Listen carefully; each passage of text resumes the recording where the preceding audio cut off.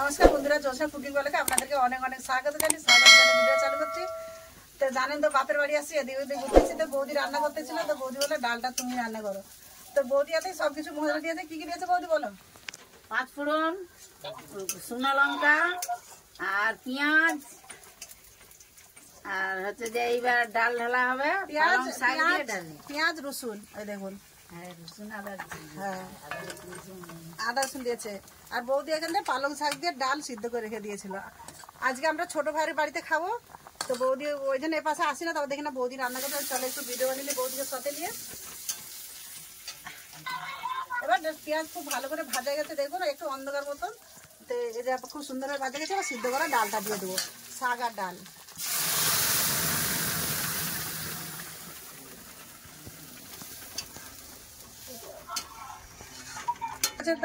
আর এখানে বৌদি রান্না করবে, যে দাদা চালটা কেটেছে, চালটা চাটনি আর ঢেঁড়স ভাজা।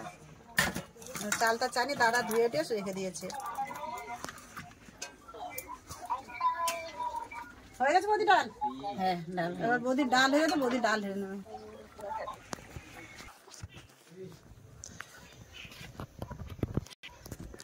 বৌদি তো ডাল লাভিয়ে তো, বৌদি বলছে তুমি ঢেঁড়স ভাজাটা ভাজা করো। তো দিয়ে দিচ্ছি কড়াই তেল।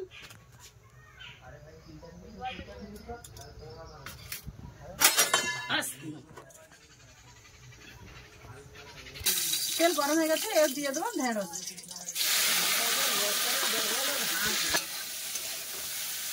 তো ভালো করে লাল করে ভেজে নেবো।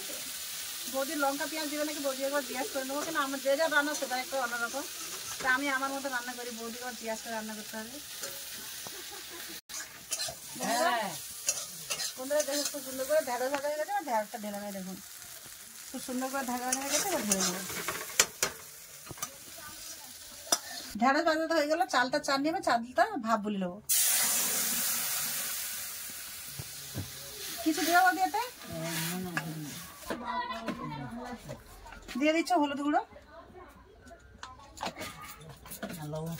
লবণ। আমি কম করে দিচ্ছি, আবার বৌদি চাইনা রান্না করে আমার হিসাব মতন দিয়ে দেবে। আমি কম করে দিলাম। এবার চাপা দিয়ে দেবো। চাপা দিয়ে দিয়েছি। তো এখানে তো বৌদি চানটা রান্না করে, আমার ছোট ভাইয়ের বউ কি রান্না করছে আমাদের কাছে চলুন, ওখানে আজ খাওয়া দাওয়া হবে। আসুন ছোট ভাইয়ের বাড়ি। ছোট ভাইয়ের বউ কি রান্না করছে আসুন দেখাই। কি রান্না করছো? কথা বলতে পারি। আচ্ছা বলো তো রান্না কি করতেছো? এটা আমার ছোট ভাইয়ের বউ, মানে আমার থেকে ইনি ছোট। ভাই ডিউটি গেছে। বলো কি রান্না হবে আজকে? আমার ভাই বউকে জিজ্ঞাসা করছে আর কি রান্না করবে। মাছের ঝোল হবে আর বাঁধাকপি চচ্চড়ি করবো। আর কি করা যায় দেখা যাক, এখনো ডিসিশন করতে পারছি না। এখন 3টা মেনু হবে বলে দিল। বন্ধুরা আমার এই ছোট সালবাজ খুব হাসে, কোথায় কোথায় হাসে দেখো, তোমাদের দেখো। বন্ধুরা ভাই তো মাছটা ভেজে রেখেছে, তাই মাছের মাথা ভাজা না, দিদি তুমি একটু ভাজা, আমি আসতেছি। তো মাছের মাথা ভাজা হয়ে গেছে, বলতে বাঁধাকপি চচ্চড়ি হবে মাছের মাথা দিয়ে। তো তরকারিটা বসিয়ে দেবো। তেল আছে, একটু তেল দিয়ে দেবো।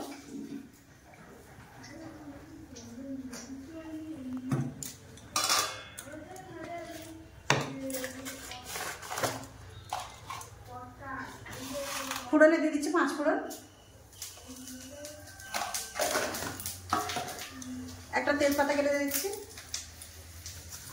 দিচ্ছি পেঁয়াজ কাটা, দিচ্ছি একটু কাঁচা লঙ্কা কাটা। এবার পেঁয়াজটা খুব ভালো করে ভেজে নেব। বন্ধুরা দেখো, এটা আমার ছোট সালারের পুকুর। এতে মাছ প্রচুর আছে, প্রচুর মাছ আছে এতে। দেখুন খুব সুন্দর করে পেঁয়াজ ভাজা হয়ে গেছে। এবার দিয়ে দেবো বাঁধাকপি। বাঁধাকপিটা আছে গাজর আর পেঁয়াজ বরবটি। বাঁধাকপিটা আছে আলু গাজর বিনস। এটা দিয়ে বাঁধাকপি ভরতে হবে মাছের মাথা দিয়ে। তো কপি দিয়ে দিলে খুব ভালো করে সবগুলো কষে নেবো। দিয়ে দিচ্ছি পরিমাণ মতো লবণ। লবণ দিয়ে দিচ্ছি ভালো করে। লবণ দিয়ে সবজিটাকে কষে নেবো। লবণ দিয়ে চাপা দিয়ে দিয়েছিলাম, খুলে দেখে দেবো।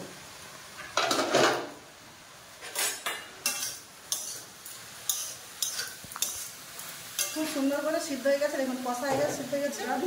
দেবো এবার, দেবো মশলা লাল দিয়ে দিচ্ছে, আদা বাটা, টমেটো কুচানো, কাঁচা লঙ্কা দিয়েছিলাম, তো শুকনো লঙ্কাটা একটু পরিমাণ মতো দেবো। দিয়ে দিচ্ছি জিরা গুঁড়া,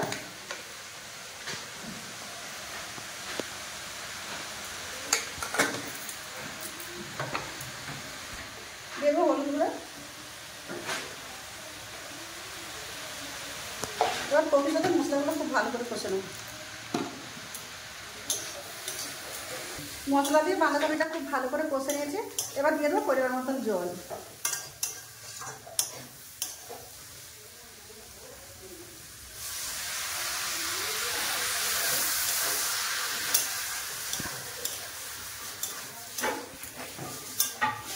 দিয়ে দেবো মাছের মাথা। এবার চাপা দিয়ে দেবো। খুব ভালো করে সিদ্ধ দিয়ে চাপা দিয়ে দিয়েছি। মাছের মাথার জল দিয়ে ঢাকা দিয়েছিলাম, খুলে দেখে নেবো। জল শুকনো আছে, খুব সুন্দর হয়ে গেছে। এবার দেখে সব সিদ্ধ হয়ে গেছে, জলও আছে, একটু লাড়ি মাছের মাথাগুলো একটু ভেঙে ভেঙে দেবো। কোন দিকে একটু মাছের মাথাগুলো ভেঙে দিচ্ছি। বাঁধাকপির ঘন্টা হয়ে গেছে, একটু গরম মশলা গুঁড়ো দিয়ে নামিয়ে দেবো। দিয়ে দিচ্ছি একটু গরম মশলা গুঁড়ো। এবার ভালো করে নেড়ে নামিয়ে নেবো। খুব সুন্দর করে মিশিয়ে নেবো। দেখুন কত সুন্দর হয়ে গেছে। এবার ঢেলে নেবো। এবার ঢেলে নেবো।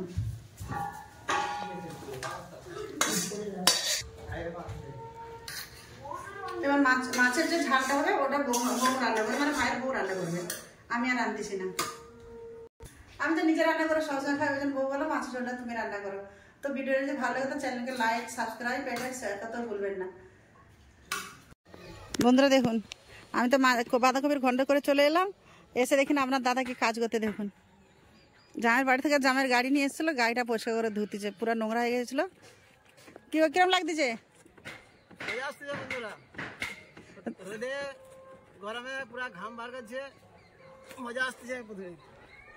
পিছন দিকে আপনার দাদার ভিউজটা কিরম লাগতেছে, পরিবারটা কিরম লাগছে, পরিবেশটা দেখুন। এই যে জামের গাড়িলে আমরা এসেছিলাম, তো গাড়িটা প্রচুর, মানে গ্রাম অঞ্চলে আমরা জানেন খুব মাটিতে ময়লা হয়ে গেছিলো, তাই আপনার দাদা ধুইতেছে। পরিবেশটা দেখুন। কতক্ষণ লাগবে? দেরি হবে আমার, দেরি হবে। আচ্ছা, কেমন লাগতেছে গাড়ি ধুতে অবশ্যই বলবেন। দেখো আপনার দাদা পুকুর দিয়ে জল তুলে আনতেছে গাড়ি ধোয়ার জন্য। দেশে গেছে একবার, মানে দেশের লোক হয়ে গেছে। স্যারি বাবু নেই, গামছা পরা, গেঞ্জি গায়ে গাড়ি ধুতেছে।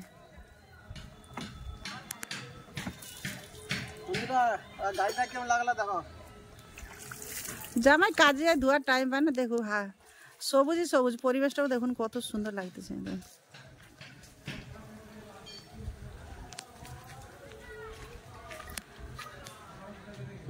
ছোট ভাইয়ের মন্দির, এটা আমার ছোট ভাইয়ের বাড়ি।